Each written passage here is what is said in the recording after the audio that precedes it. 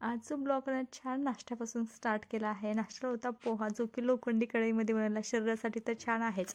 त्यासोबतही कमीत कमी तेलामध्ये बनवण्याचा प्रयत्न केला आहे. छान शेंगदाणे आणि वरून कोथिंबीर अशी ॲड केली आहे आणि छान आपला नाश्ताही बनवून झाला आहे.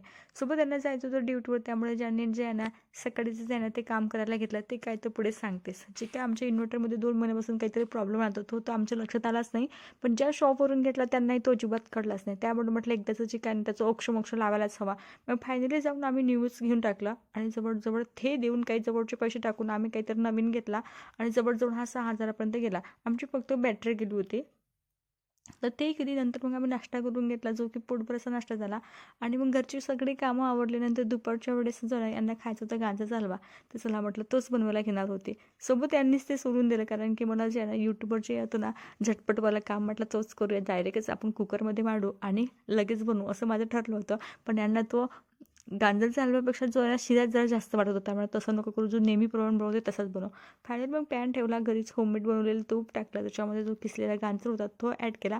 आणि सगळ्यात कठीण काम म्हणजे ड्रायफ्रूट कट करणे, ते मला अजिबात आवडत नाही. पण कसं बसं तेही काम केलं. त्याच्यानंतर छान त्यात साखर टाकली. नंतर मग मी इलायची पावडर जी आहे ना ती बनवून ठेवत असते, आणि जसा डब्बा खोलला ना काय सांगू, इतका सुंदर असा वास येत होता इलायचीचा. ते 1 चम्मच त्याच्यामध्ये टाकले, थोडीफार साखर टाकली. आणि नंतर मग मी टाकायला घेतले ड्रायफ्रूट. ड्रायफ्रूट फार जास्त कट केले नाही, कारण की मला हे खूप काम जे आहे ना थोडंसं अवघडच वाटते. थोडं नाही, बरंचसं अवघड वाटते. त्यामुळे ते करून घेतल्यानंतर लास्टवर टाकला खवा.